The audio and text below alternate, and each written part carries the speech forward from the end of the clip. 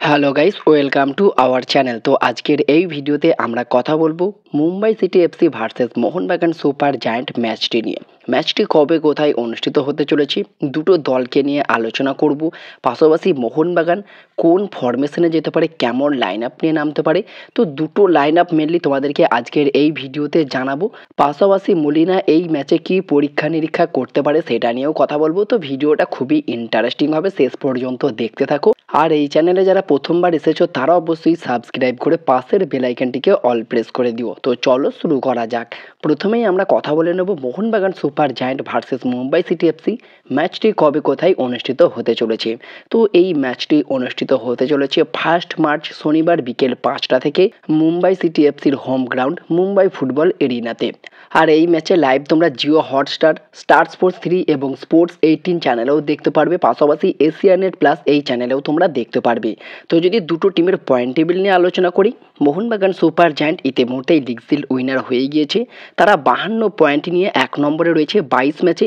আর Mumbai city FC একটা match কম খেলেছে, 21 ম্যাচে 32 পয়েন্ট নিয়ে তারা 6 নম্বরে রয়েছে। তো অবশ্যই মুম্বাই সিটি এফসি একটু হলেও সমস্যায় রয়েছে, কারণ একটু নিচেই মুম্বাই সিটি এফসির ঘাড়ে নিঃশ্বাস ফেলছে কিন্তু Odisha FC, east Bengal FC. দুটো দল কিন্তু তারাও টপ 6-এর জন্য লড়াই করছে। তো মুম্বাইয়ের জন্য এই ম্যাচটা খুবই ভাইটাল একটা ম্যাচ। এই ম্যাচ থেকে যে কোনো মূল্যে 3 পয়েন্ট নিয়ে টপ 6টা চূড়ান্ত করতে চাইবে।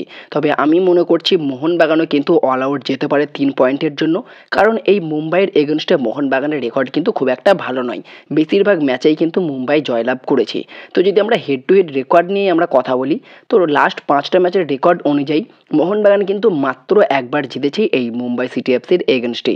আর মুম্বাই সিটি এফসি জিতেছে 3বার আর একবার কিন্তু ড্র হয়েছে। তো বুঝতেই পারছো এই ম্যাচটা কিন্তু দুটো টিমের জন্য খুবই ইম্পর্টেন্ট। রিভার্স পিকচারে মোহনবাগান 2-0 গোলে এগিয়েছিল, তারপরেও কিন্তু দুটো গোল কনসিড করতে হয়েছে। তবে এই মুহূর্তে মোহনবাগানের যে ডিফেন্স, তারা যদি দুটো গোল কোনো রকম করে দেয়, মেবি দুটো গোলেই ম্যাচ জিতে যেতে পারে। ডিফেন্সের এতটাই কিন্তু এখন ক্ষমতা রয়েছে। তো আমরা আশা করব এই ম্যাচে হয়তো কোনো নতুন প্লেয়ারকে না সুযোগ দিয়ে কিছু কিছু নতুন প্লেয়ারকে আনতে পারে, যেমন আশিককে আনতে পারে এবং সাহাল থাপা তাদেরকে প্রথম থেকে শুরু করতে পারে। এই সমস্ত প্লেয়ারগুলোকে প্রথম থেকে শুরু করাতে পারে এবং আপফ্রন্টে সুহেলকেও স্টার্ট করাতে পারে। এই কিছু কিছু পরিবর্তন কিন্তু হতে পারে। আর যদি আমরা দুটো টিমের লাস্ট 5টা ম্যাচ নিয়ে কথা বলি, সেখানে লাস্ট 5টা ম্যাচে মুম্বাই সিটি এফসি দুটো জিতেছে, দুটো ড্র করেছে, একটা হেরেছে। তো বলা বাহুল্য রেকর্ড কিন্তু খুব একটা খারাপ নয়। তবে মোহনবাগানের ক্ষেত্রে যদি আমরা দেখি, সেখানে মোহনবাগান কিন্তু আনবিলিভেবল। লাস্ট 5টা ম্যাচেই ক্লিন শিট এবং লাস্ট 5টা ম্যাচেই জয় পেয়েছে। খুবই বড় একটা ব্যাপার। এই মুহূর্তে ব্যাক টু ব্যাক 6টা ম্যাচে তারা ক্লিন শিট রেখে দিয়েছে ইতিমুহূর্তেই। তো মুম্বাই ম্যাচে নেমে তারা যে কোনো প্রকার হারতে চাইবে আমি মনে করছি না। মলিনা হয়তো এটুকু পরীক্ষা নিরীক্ষা করতে পারে যে 3 ডিফেন্সে গেলে কেমন হতে পারে, তার দলটা বর্তমানে কতটা প্রেডিক্টেবল 3 ডিফেন্সে এবং 4 ডিফেন্সে আমরা জানি অনেক ভালো খেলছে। তারপরেও যদি কিছু পরীক্ষা নিরীক্ষা করতে হয়, সেখানে কিছু পরিবর্তন করবে। তবে 3 ডিফেন্সেও কিন্তু তিনি এই ম্যাচে পরীক্ষা করতে পারে যে 3 ডিফেন্সে গেলে মোহনবাগান কতটা অ্যাটাকিং ফুটবল খেলতে পারছে। তবে আমি মনে করছি প্রথম থেকেই নতুন কোনো ইয়ং প্লেয়ারদেরকে সুযোগ দেবে না। মোহনবাগান যদি কোনো প্রকার এগিয়ে থাকে এবং ম্যাচটা থেকে যদি তারা কোনো রকম পজিটিভ দিক দেখতে পায় মলিনা, সেক্ষেত্রে তারা কিন্তু অ্যাজ এ সাবস্টিটিউট হিসাবে সিনিয়র প্লেয়ার যারা প্রথম 11-এ খেলে থাকে তাদেরকে কিন্তু আনবে না। যে সমস্ত প্লেয়ারগুলো বেঞ্চে কাটায় তাদেরকেই কিন্তু সুযোগ দেবে, এমনই কিন্তু মনে করছি আমি। আর যদি দুটো টিমের শক্তিশালী পয়েন্ট নিয়ে আমরা কথা বলি, অবশ্যই মুম্বাই সিটি এফসির অন্যতম শক্তিশালী পয়েন্ট হচ্ছে দুটো উইং, যেখানে লালিয়ানজোলা ছাংতে বিপিন সিং রয়েছে। দুজনেই কিন্তু খুবই ইম্পর্টেন্ট প্লেয়ার মুম্বাইয়ের জন্য। এবং মাঝমাঠে অর্টিজ মেন্ডোজার মতো প্লেয়ার রয়েছে বর্তমান সময়ে। নিকোলাস ক্যারোলিস যে কোনো মুহূর্তে গোল করতে পারে এবং জন তরালো রয়েছে, লাস্ট কয়েকটা ম্যাচে তিনিও বেশ ভালোই খেলছে। আর মোহনবাগানের ক্ষেত্রে আমরা যদি কথা বলি, সেখানে অবশ্যই ডিফেন্স তো থাকছেই, ডিফেন্স অনেক শক্তিশালী। পাশাপাশি আপফ্রন্টে ম্যাকলারেন, ডিমির মতো প্লেয়ার রয়েছে, মাঝমাঠে আপুইয়া, সাহাল, অনিরুদ্ধ থাপা এবং আশিকের মতো প্লেয়ার রয়েছে। তো মোহনবাগানের মাঝমাঠটাও বেশ শক্তিশালী ডিফেন্সের পাশাপাশি আপফ্রন্টে ম্যাকলারেন, দিমিও কিন্তু অনেক ভালো। লাস্ট ম্যাচেই দিমি গোল পেয়েছে। আমি চাইবো এই ম্যাচে প্রথম থেকেই দিমিকে স্টার্ট করাক, সেটাও মোহনবাগানের জন্য একটা প্লাস পয়েন্ট হবে।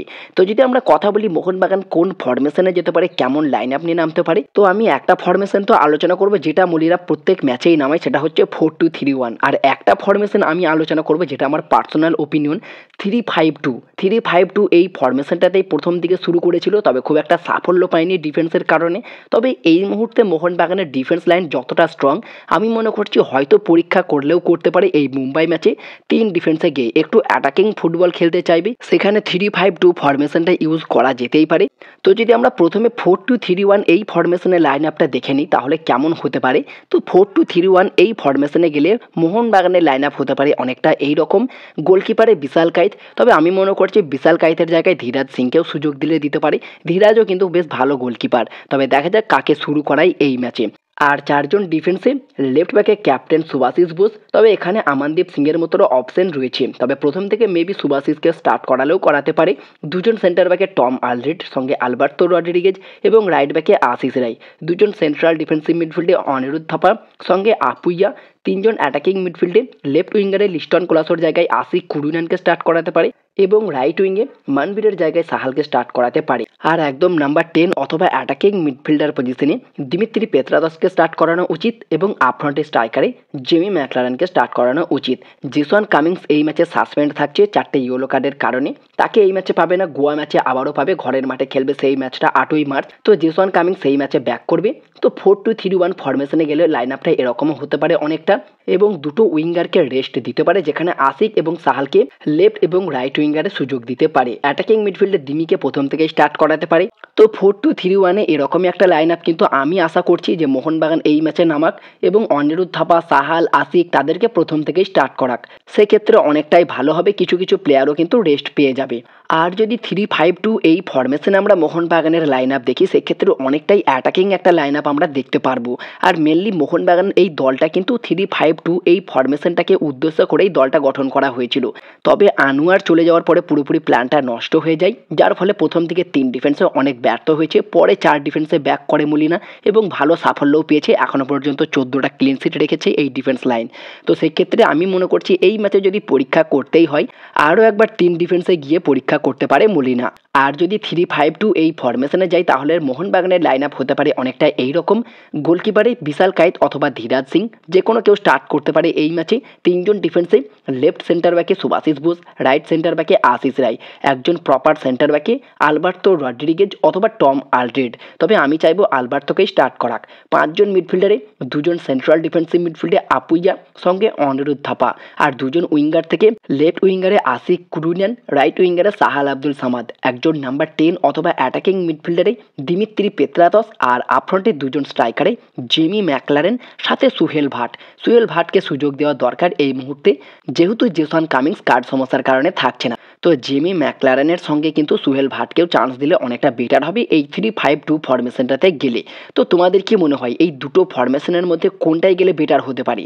3-5-2 এই ফরমেশনে গিয়ে কি পরীক্ষা করতে পারে মলিনা, নাকি কোনো পরিবর্তন ছাড়াই 3 পয়েন্ট তুলে নিতে চাইবে মলিনা, সেটা একটা দেখার বড় বিষয় থাকবে। তবে প্রথম থেকেই ইয়ং প্লেয়ারদেরকে সুযোগ দেবে বলে আমি মনে করছি না। পুরোপুরি লাইন আপ কিন্তু পরিবর্তন হবে না, 2-1 জায়গায় কিন্তু পরিবর্তন হতে পারে এবং মোহনবাগান কিন্তু চাইবে এই ম্যাচে 3 পয়েন্ট তুলে নিতে। তো দেখা যাক মোহনবাগান এই ম্যাচে 3 পয়েন্ট পায় কিনা। তবে মুম্বাই সিটি এফসি তারা কিন্তু ফুল এফোর্ট দিয়ে খেলবে, তারা টপ 6-এর জন্য লড়াই করছে, টপ 6 নিশ্চিত করতে চাইবে, এই ম্যাচ জিতে 3 পয়েন্ট তুলে নিতে চাইবে। তো দেখা যাক মলিনা কোনো পরীক্ষা নিরীক্ষা করে কি এই ম্যাচে, তবে আমার মনে হচ্ছে না সেরকম কোনো পরীক্ষা নিরীক্ষা করবে। যদি করতেই হয় এই 3-5-2 এই ফরমেশনটাতে একটা পরীক্ষা করতেই পারে মলিনা, যেটা লাস্ট ম্যাচে আমরা শেষ দিকে দেখেছিলাম। এই ফরমেশনটাতে গিয়ে কিন্তু বেশ দুরন্ত অ্যাটাকিং ফুটবল খেলেছিল, লাস্ট 10 মিনিট দুরন্ত লেগেছিল সেই খেলাটা। তো এই পরীক্ষাটা কিন্তু করতেও পারে মলিনা। বাকি তোমাদের কি মতামত, এই ম্যাচে কি মোহনবাগান জিততে পারবে, আর জিতলে কত গোলে জিততে পারে? স্কোর লাইনটা অবশ্যই প্রেডিক্ট করে দিও। তো এই ছিল আজকের ভিডিওটি ভালো লাগলে লাইক শেয়ার কমেন্ট অবশ্যই করে দিও। আর আমাদের এই চ্যানেলে যারা প্রথমবার এসেছো তারা অবশ্যই সাবস্ক্রাইব করে পাশের বেল আইকনটিকে অল প্রেস করে দিও। তো দেখা হচ্ছে নেক্সট ভিডিওতে। Bye bye, have a good day.